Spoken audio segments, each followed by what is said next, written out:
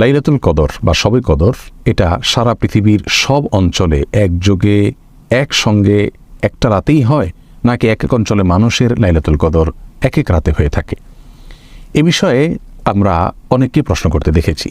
মূলত রমজানের শেষ দশকের বেজোড় রাতগুলোতে লাইলাতুল কদর হওয়ার সম্ভাবনা বেশি থাকে, আর শেষ দশকের যে কোনো রাতেও লাইলাতুল কদর হতে পারে, এটি বিভিন্ন হাদিস থেকে আমরা বুঝতে পারি।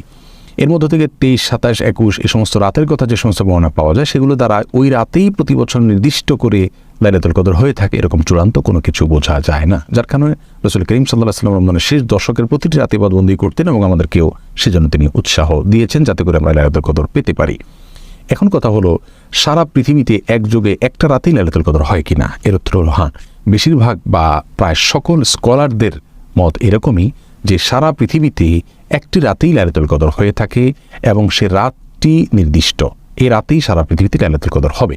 হ্যাঁ, সে রাতের গমন এবং আগমন সেটা কোনো অঞ্চলের অঞ্চলভেদে সেটা আগে এবং পরে হতে পারে। যেমন কথার কথা, আজকের যে রাতটি এখন আমরা যে রাতে রয়েছি, এই রাতটি পাক ভারত মহাদেশের মানুষের জন্য বেজোড় একটি রাত, 23তম রাত কথার কথা। এই 23তম রাতে যদি এবছর লাইলাতুল কদর হিসাবে আল্লাহ সুবহানাহু ওয়া তাআলা রাতকে নির্ধারণ করে থাকেন, তাহলে এই রাতটি পৃথিবীর প্রত্যেকটা অঞ্চলে তো ঘুরে ঘুরে আসবে 24 ঘন্টার ভিতরে। এই রাতটি যে অঞ্চলে যখন আসবে, সেটা আমাদের রাত শেষ হওয়ার কয়েক ঘন্টা পরে শুরু হোক অন্য কোনো অঞ্চলে, অথবা আমাদের রাত শুরু হওয়ার আগে কোনো অঞ্চলে শেষ হয়ে গেছে, এই রাতটি 24 ঘন্টার ভেতরে যে অঞ্চলে যখনই থাকবে তখনই লাইলাতুল কদর হবে। এবং ফেরেশতাদের আগমনের কথা বলা হয়েছে, যখন যেখানে রাত হবে সেখানে ফেরেশতাদের আগমন এর বিষয়টি ঘটবে। তাহলে রাত একটাই থাকছে, সে রাতেই সারা পৃথিবীর সকল অঞ্চলে লাইলাতুল কদর হচ্ছে। তবে সে রাতটি কোনো অঞ্চলে মানুষের জন্য হয়তো বেজোড় রাত হচ্ছে, অন্য অঞ্চলে মানুষের জন্য সেটি জোড় রাত হতে পারে। এটি হলো অনেক ওলামার ব্যাখ্যা, তার মধ্যে থেকে শেখ সুলাইমান আত-তুয়াইজিরি সহ সৌদি আরবের অনেক বড় বড় স্কলারগণ এরকম ব্যাখ্যা করেছেন। এর বাইরে কোনো কোনো ওলামা ইকরাম অবশ্য ভিন্ন কথা বলেছেন। তারা বলেছেন যে আল্লাহ সুবহানাহু ওয়া তাআলা কোনো একটি রাত কোনো বছরের জন্য চূড়ান্ত করেছেন। কথার কথা এবছর 25তম রজনীতে লাইলাতুল কদর হবে, বিজোড় রাত, 25তম রাত।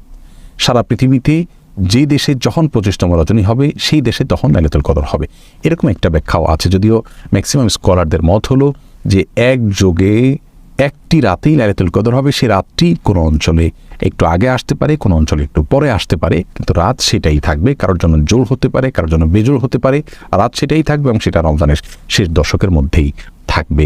প্রিয় দর্শক, তাহলে আমরা পৃথিবীর যে প্রান্তেই বসবাস করি না কেন, আমাদের জন্য সবচেয়ে গুরুত্বপূর্ণ বিষয় হলো রমজানের শেষ দশকের প্রতিটি রাতে ইবাদতবন্দি করা, বেজোর রাতগুলোতে বেশি করে করার চেষ্টা করা। এর মধ্যে থেকে কোন রাতে লাইলাতুল কদর হবে আমরা কেউই জানি না।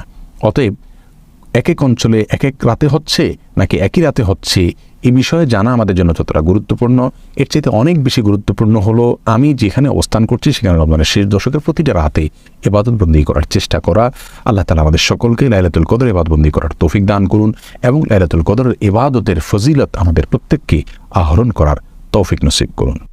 রোজা রেখে হিজামা চিকিৎসা গ্রহণ করা যাবে কিনা? রোজা রেখে হিজামা চিকিৎসা করতে পারবেন। নবী করিম সাল্লাল্লাহু আলাইহি ওয়াসাল্লাম রোজা রেখে হিজামা চিকিৎসা নিয়েছেন, সেই জায়গা থেকে আপনি রোজা রেখে হিজামা চিকিৎসা করতে পারবেন। ফাহিমা খাতুন আপনি লিখেছেন, কালকে আমাদের এক্সাম আছে, রোজা রেখে কি নকল করা যাবে? ইন্না লিল্লাহি ওয়া ইন্না ইলাইহি রাজিউন। এমনিতেই তো নকল করা গুনাহের কথা। একজন ইমানদার, একজন মুসলমান তিনি পরীক্ষা নকল করতে পারেন না, এটা গুনাহ, আল্লাহ তাআলা আমাদের জন্য হারাম করেছেন। সেখানে রোজা রেখে রমজান মাসে সেটি করলে তার অপরাধের ভয় তার বেশি হবে, সন্দেহাতীতভাবে রোজার সম্মান নষ্ট হবে। যে মাসটা গুনাহ ত্যাগের মাস, সে মাসে গুনাহ করাটা হবে একরকম বিদ্রোহের মতো অপরাধ। সো অবশ্যই আল্লাহকে ভয় করা উচিত। এমনি মঈনুল হক আপনি লিখেছেন, আমি একজন ব্যবসায়ী, দোকান পরিচালনার কারণে নিয়মিত তারাবি পড়তে পারি না, তাতে কি আমার রোজার কোনো ক্ষতি হবে? ভাই মঈনুল হক, আপনি দোকান পরিচালনা করার কারণে তারাবি পড়তে পারেন না, এক্ষেত্রে আপনার দোকানে যদি একাধিক লোক থাকে তাহলে সেক্ষেত্রে পালা বদল করে আপনারা তারাবি পড়বেন।